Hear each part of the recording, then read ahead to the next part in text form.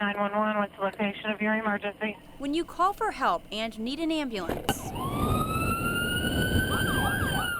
you hope for a fast response. How important is seconds when you're talking about responding and getting to a scene and picking someone up and getting them to the hospital? It's extremely important, especially when you're dealing with cardiovascular disease, respiratory emergencies, or trauma. I mean, time is of the essence. Time that is sometimes slowed down by other drivers. And some days are really good. Some days everybody moves. But some days nobody gets out of your way ever.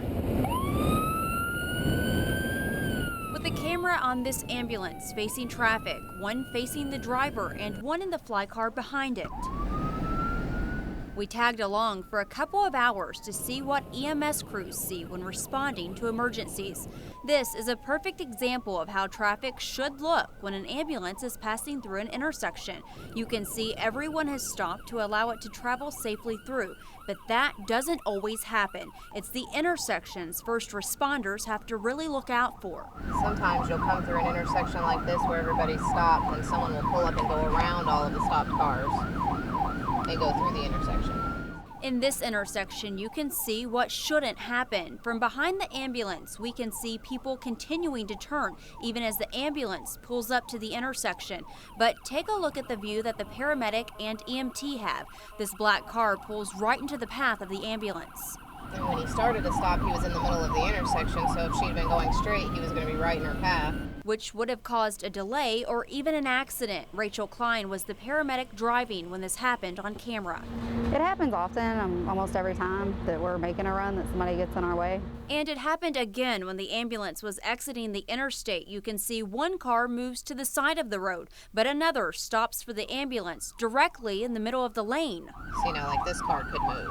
And in some cases, the cars on the other side of the road keep moving when an ambulance is coming their way. The problem is sometimes crews have to go into oncoming traffic, like in this video, to get around stopped cars. If we had to turn back there, we would have to turn across oncoming traffic to get onto a side street.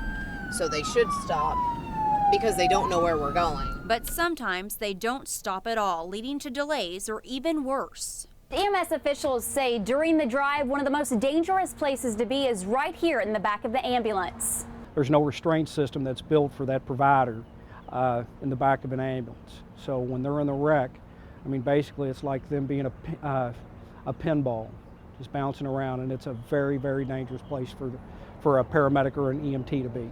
And the accidents do happen. This is video from April 4th at Bardstown Road and Hurstbourne Parkway. A traffic report shows the truck failed to yield to the ambulance at the intersection, causing the crash.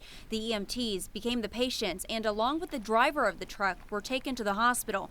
Just 10 days later, this ambulance was destroyed when a speeding car ran a red light at 7th and Chestnut.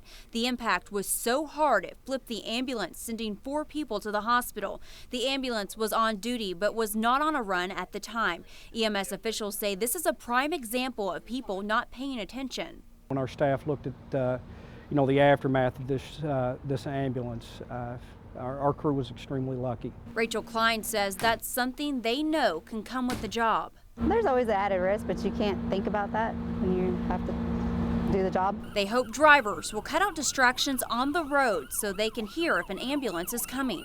A lot of times people aren't paying attention. They're talking on their phones or they have their stereos turned up and they don't hear us. Because when seconds matter, it's essential that drivers stop and move out of their way. We need to be there to potentially save someone's loved one, and we can't get there because somebody won't get out of our way. You never know when it is your loved one that we're going on. In Louisville, Tamara Evans, WDRB News.